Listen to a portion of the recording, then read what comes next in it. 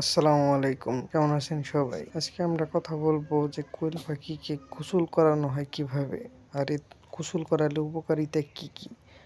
এই গোসল করানো এরা কিভাবে গোসল করে, এগুলো মূলত এই যে আমি করা নিছি যে টুপিতে যে দেখতেছেন তো এর পাত্র, এটা মূলত আমরা ডুবি বলি। এটার মধ্যে হচ্ছে আপনার কুড়া বা যে আপনার কাঠের কুড়াগুলো আছে ওইগুলোও নিতে পারেন।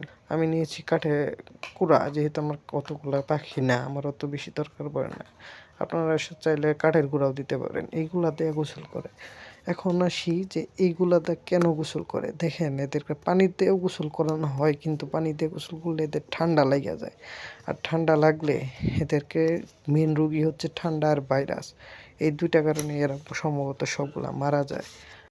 এগুলো এখন বলি আমরা উপকারিতা।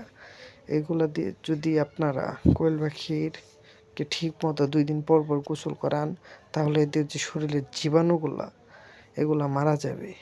জীবাণুগুলা ছোট ছোট যে জীবাণুগুলা থাকে এগুলা মারা যাবে। আর 2 নাম্বার হচ্ছে আপনার যে শরীরের পশম উঠা যায়, এগুলা যে শরীরে পশম উঠা যায়, ঠুকরা-টুকরি স্বভাবটা, যে একটা কোয়েল পাখি আরেকটা পাখিকে ঠোকর মারে, এগুলো স্বভাব চইলা যাবে। আর 3 নাম্বার হচ্ছে এদের মানসিক মানসিক শান্তি, যে আপনার গোসল করলে যে একটা ফ্রেশনেসটা লাগে, যে আপনার যে ফ্রেশ লাগে নিজের শরীরটারে, ওই ফিলটাও আপনারা এদেরও গোসল করালে লাগে, এদের গোসল করলে ভালো লাগে। তাহলে আপনার ডিমের পার্সেন্টেজটাও বেশি আসে। আর এগুলা থেকে বেশিরভাগই এদেরকে শান্তি, আর মূলত এদেরকে যে ভাইরাসটা আবার জীবাণুটা মারা যায়, এটার জন্যই মূলত গোসল করানো হয়। আমার পাখি মাত্র 4টা। আমি কিছুদিনের পরে আমি আরও কিছু তুলবো, কিন্তু আমি এখন তুলতাছি না, কারণ আমার একটা অভিজ্ঞতা দরকার।